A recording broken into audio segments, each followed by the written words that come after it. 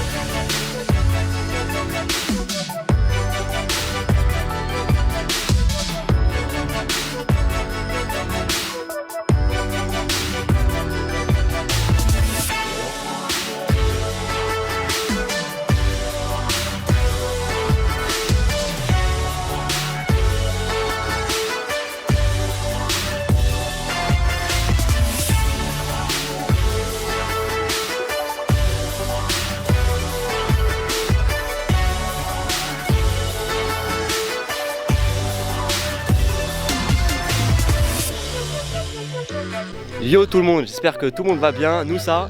Avec la forme. Je l'ai pas dit du tout, bien.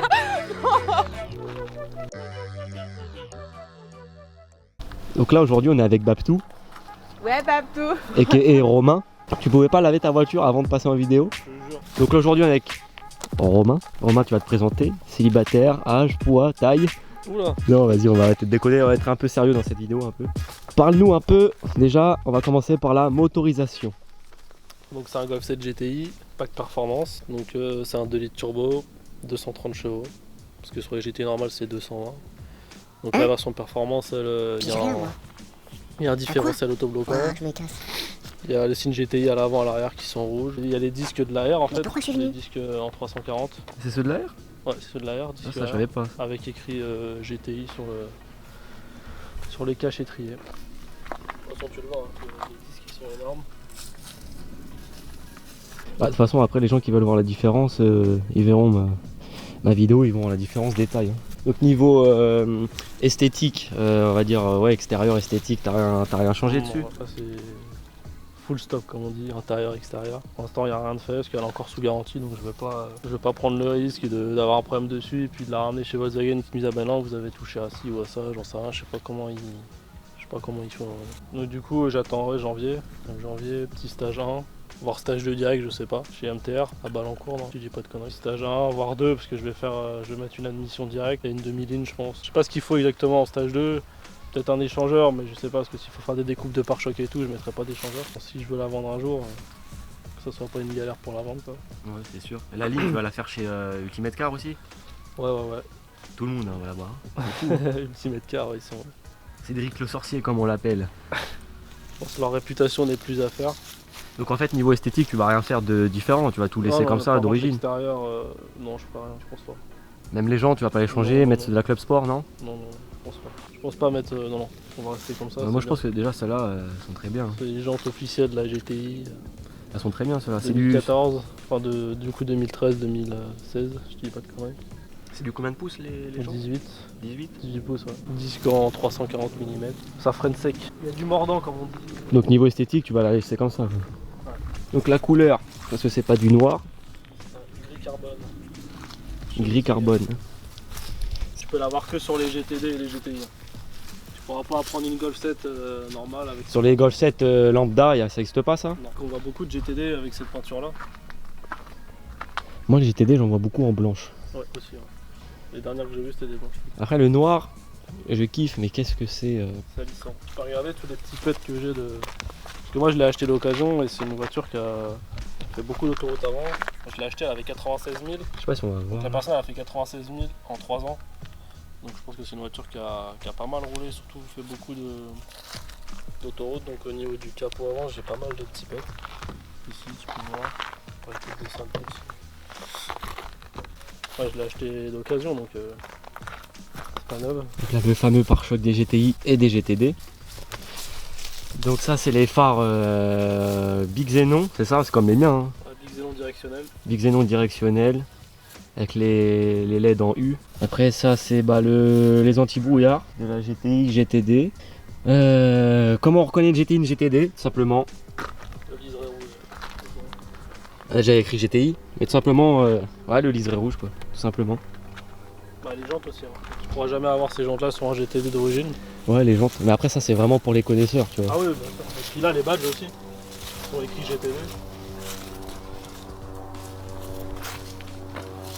Et puis là, si, la double sortie aussi. Sur le GTD, c'est une double sortie gauche. Donc là, c'est la ligne d'origine. Ah ouais, c'est d'origine. Bon, est-ce que celle-là, est-ce que je peux la rentrer? Là, c'est un petit peu chaud quand même.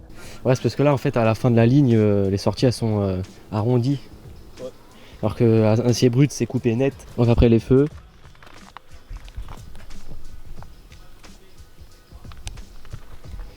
Enfin, ceux qui connaissent un peu chez Volkswagen les différentes versions qu'on peut avoir, il y a Comfortline, Cara, etc. Et en gros, c'est déjà une Cara de base, voire même un peu au-dessus pour certaines options.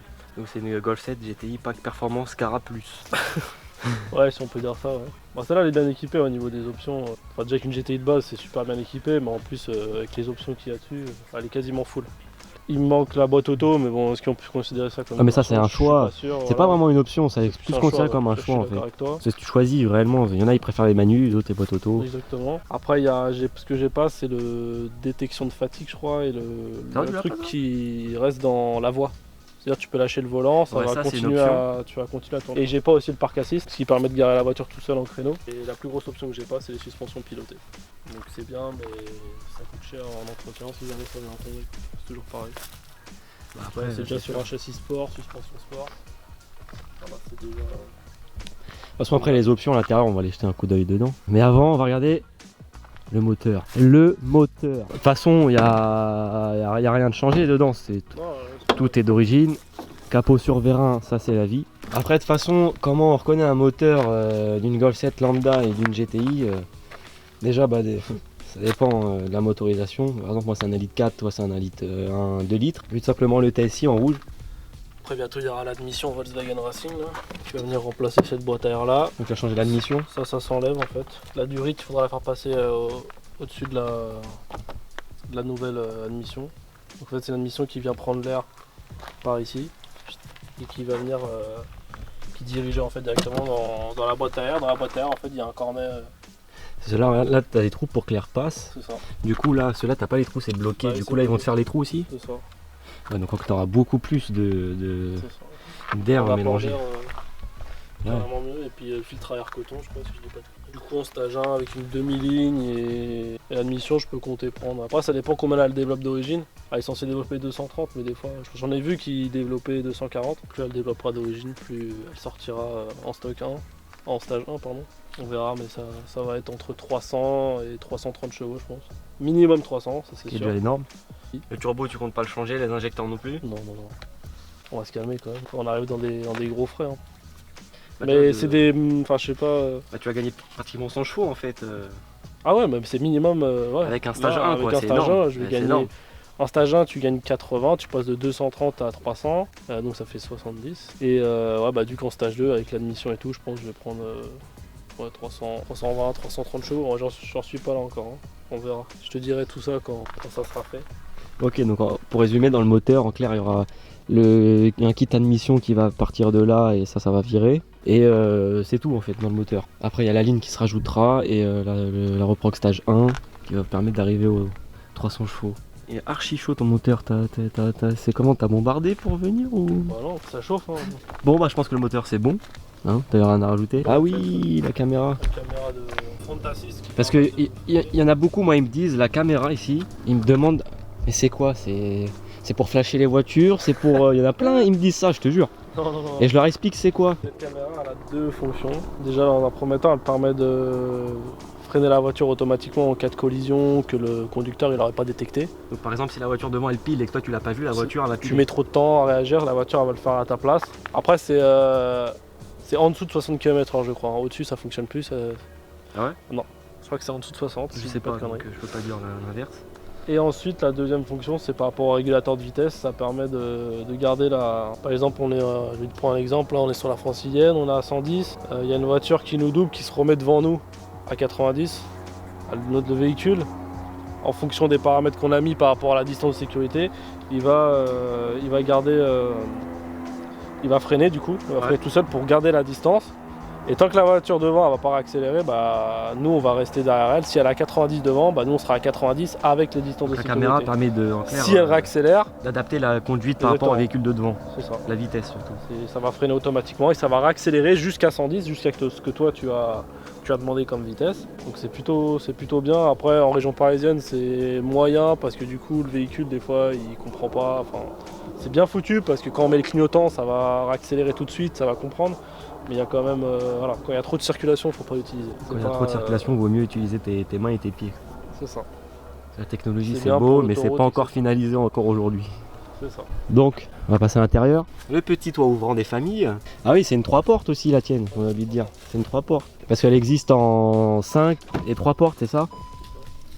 Ouh, ça sent le cuir. Elle est pas bonne vitesse, je le kiffe. En vitesse, enfin, en forme de balle de golf, il est assez joli je trouve. L'intérieur donc c'est un full cuir, donc ça c'est une option par contre, parce que ceux qui savent, hein, les sièges de la GTI de base c'est plus tissu Clark. Les gens ils aiment pas ce qu'on appelle l'écossais généralement. Il y en a qui aiment ou il y en a qui aiment pas du tout. Je préfère le cuir.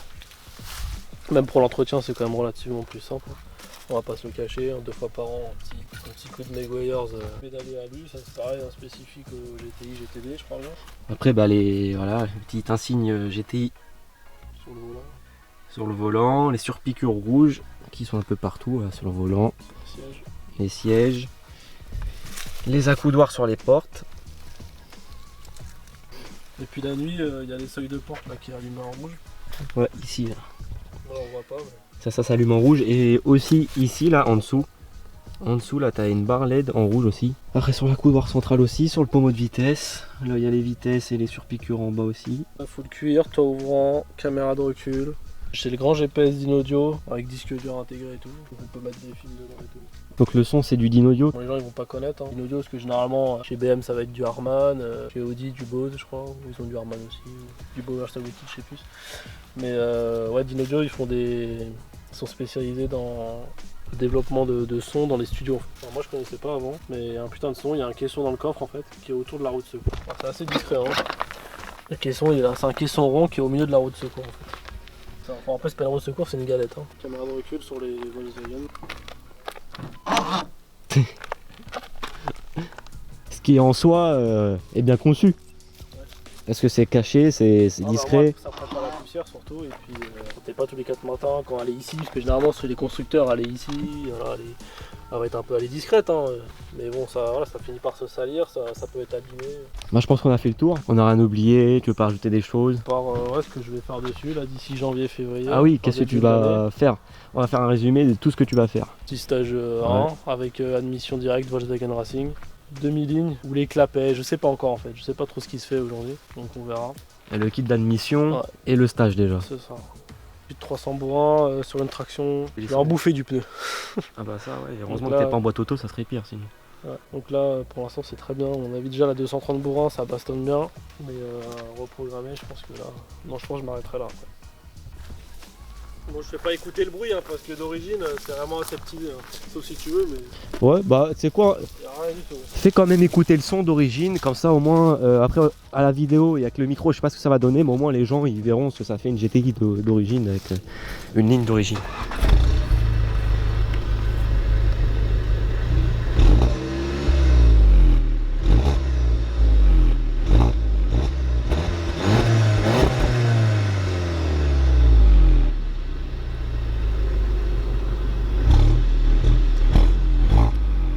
Bah, franchement quand t'es derrière il y a un petit bruit. Ouais mais c'est pas... voilà.